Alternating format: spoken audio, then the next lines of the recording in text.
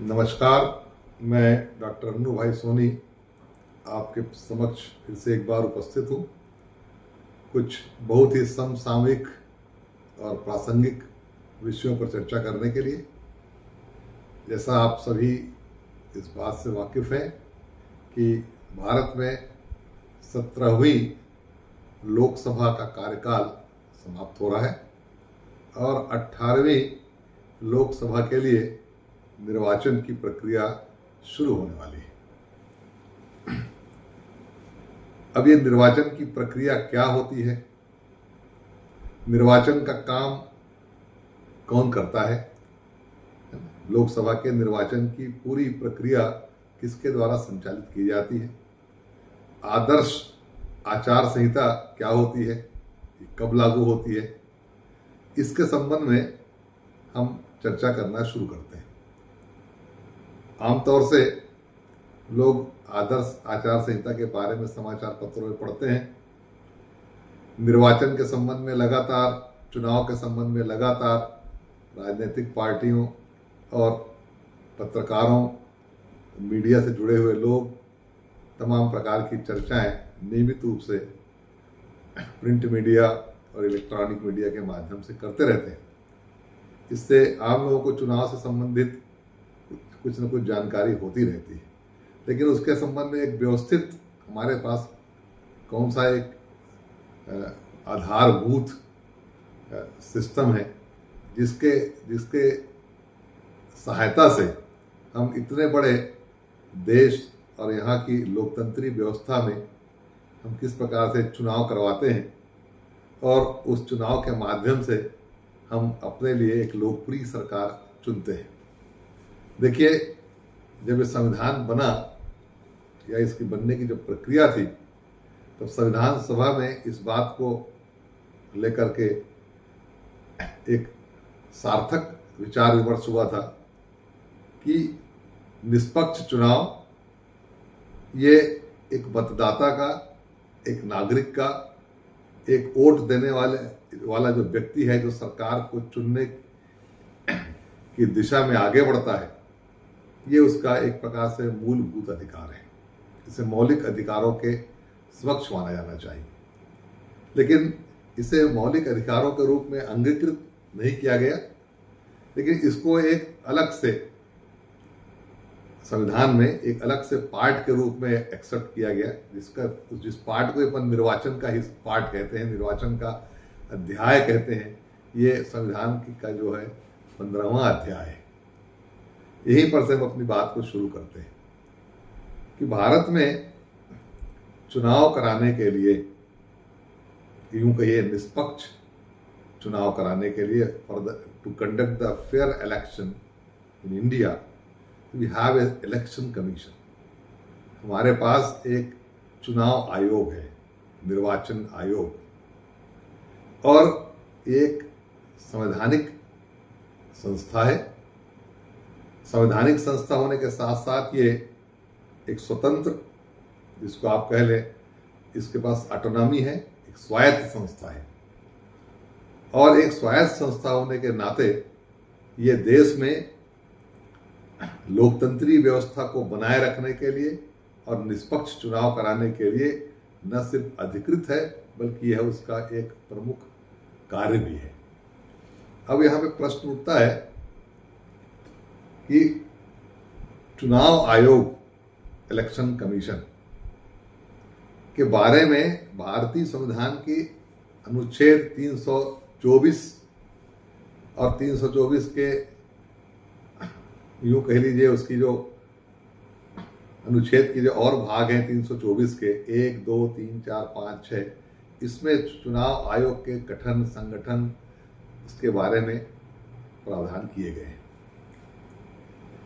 ये चुनाव आयोग जो है वो, इसकी स्थापना भारत में सबसे पहली बार 25 जनवरी 1950 को की गई थी और पहले मुख्य चुनाव आयुक्त के रूप में श्री सकुमार सेन नियुक्त किए गए थे।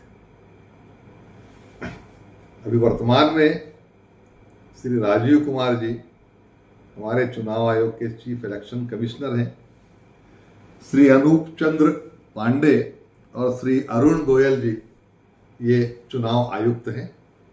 मतलब एक मुख्य चुनाव आयुक्त राजीव कुमार जी हैं और 2 चुनाव आयुक्त हैं। इस प्रकार से चुनाव आयोग में, इलेक्शन कमीशन में अभी 3 सदस्यों की संख्या है। अब ये बहुसदस्यीय चुनाव आयोग है। यदि हम आर्टिकल 324 को पढ़ें तो साफ साफ कहता है कि लोकसभा और विधानसभाओं तथा राष्ट्रपति और उपराष्ट्रपति के निर्वाचन से संबंधित कार्यों का संचालन करने, निरीक्षण करने, निर्देशन करने, नियंत्रण करने और इन चुनावों को संपन्न कराने का जो कार्य है वो चुनाव आयोग का कार्य है। और इस कार्य को करने के लिए संवैधानिक व्यवस्था ये है कि एक मुख्य चुनाव आयुक्त होगा। There is one chief election commissioner, ये संवैधानिक पद है।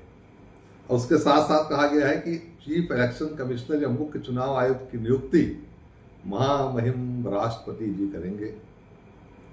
उसी के साथ साथ ये भी कहा गया है कि यदि राष्ट्रपति को इस बात का समाधान हो जाता है कि मुख्य चुनाव आयुक्त के अतिरिक्त और भी चुनाव आयुक्तों की आवश्यकता है, तो जितना वह निर्धारित करें, जितना वह उचित समझें, उतनी संख्या में चुनाव आयुक्तों की भी नियुक्ति की जाएगी।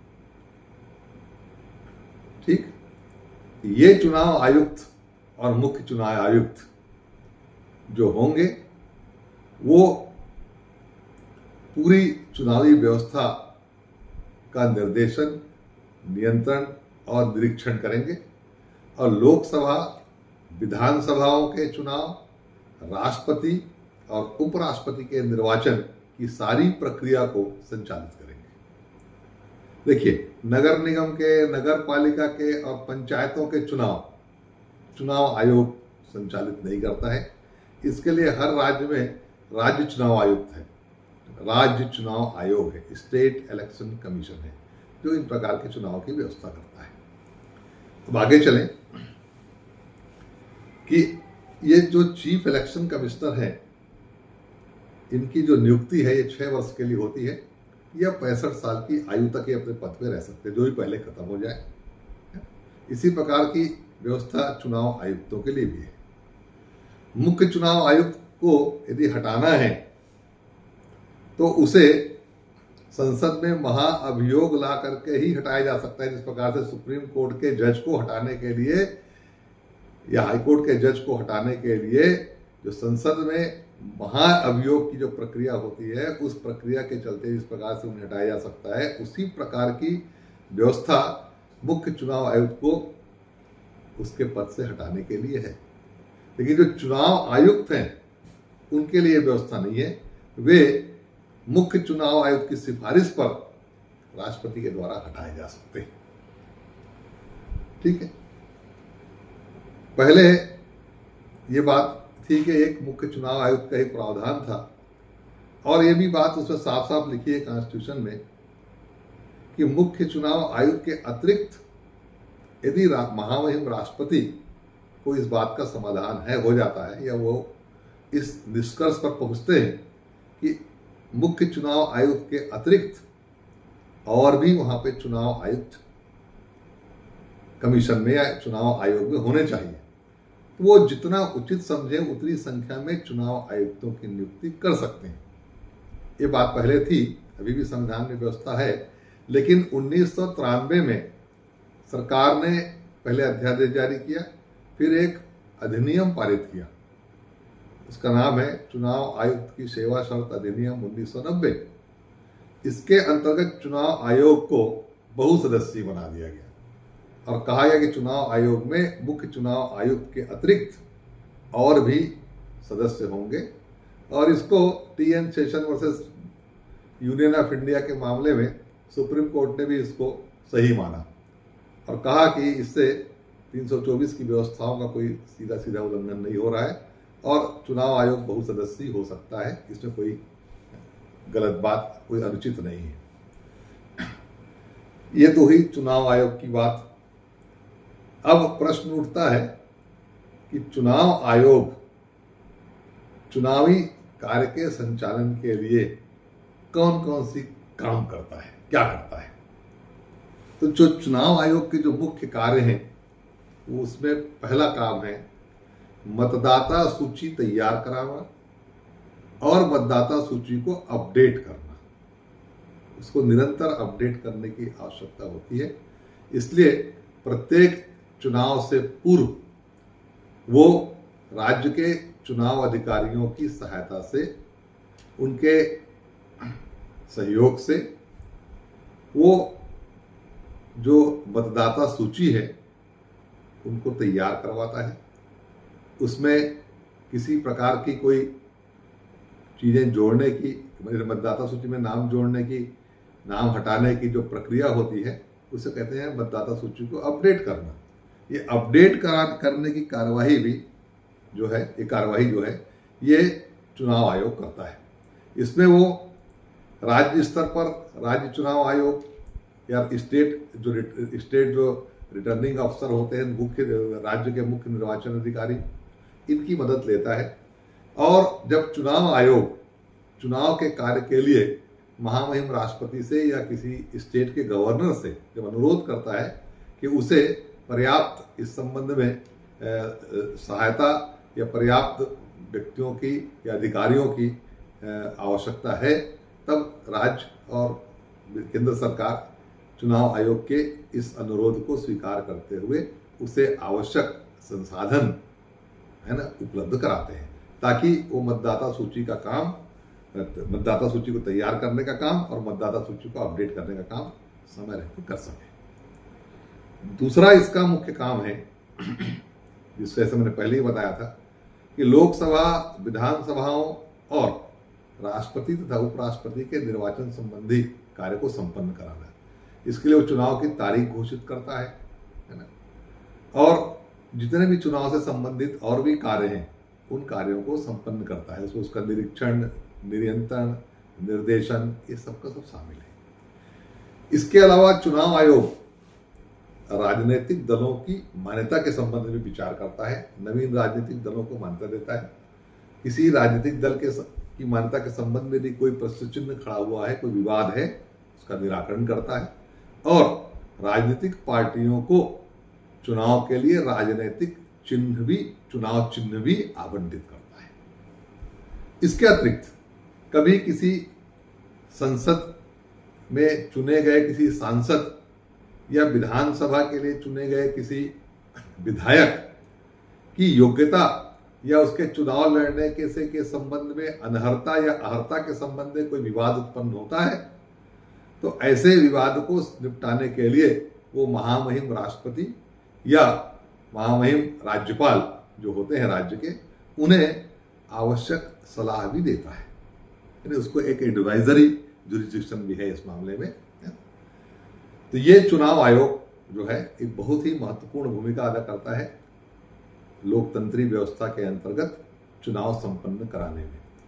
ऐसा चुनाव आयोग एक संवैधानिक संस्था है। उसके साथ साथ इसको यूं कहिए वो एक इंडिपेंडेंट और ऑटोनमस बॉडी है ना, जो निष्पक्ष रूप से चुनाव कराने के लिए उसको जो शक्तियां दी गई है ना, वो शक्तियां बड़ी महत्वपूर्ण है।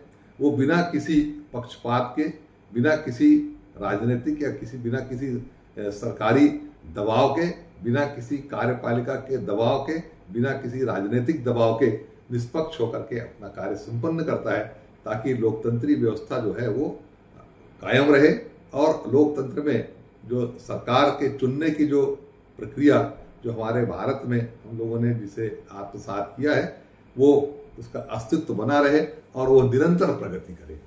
इसी उद्देश्य से चुनाव आयोग की स्थापना की गई है। अब एक प्रश्न उठता है जिस पर अपन चर्चा करेंगे, वो है कि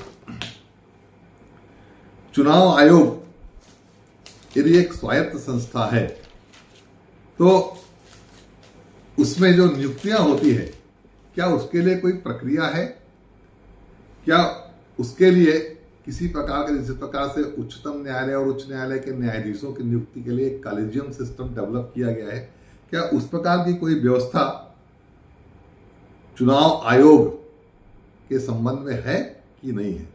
तो इसके संबंध में सिर्फ इतना ही जानना आपके लिए पर्याप्त होगा कि चुनाव आयोग में मुख्य चुनाव आयुक्त और अन्य चुनाव आयुक्तों की नियुक्ति महामहिम राष्ट्रपति के द्वारा की जाती है और वो संविधान के अनुच्छेद 324 के माध्यम से, उसी के द्वारा जो संविधान ने जो शक्तियां दी है, उन्हीं शक्तियों के अंतर्गत महामहिम राष्ट्रपति इनकी नियुक्ति करते हैं।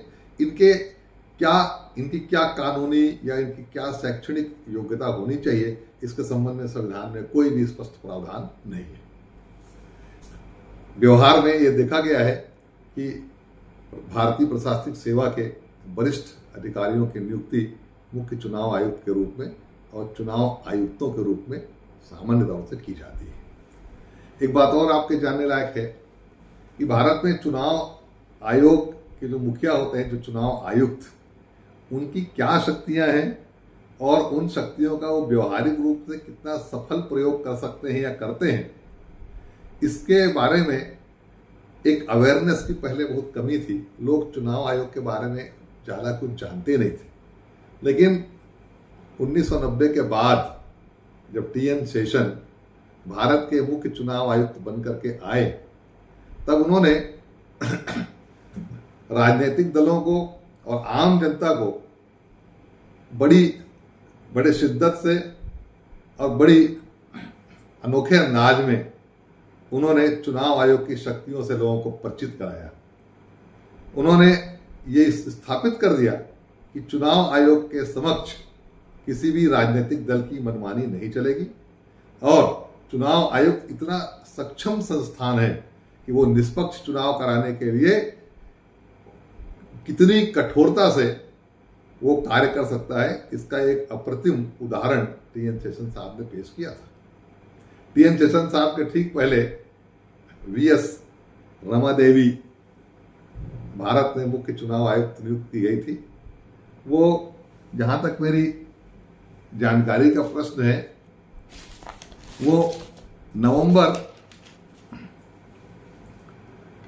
26 नवंबर 1990 को उन्होंने चार्ज लिया था मुख्य चुनाव आयुक्त का और 12 दिसंबर 1990 तक, मतलब 15-17 दिन वो मुख्य चुनाव आयुक्त रही और बाद में टी.एन. शेषन साहब ने नए मुख्य चुनाव आयुक्त बने।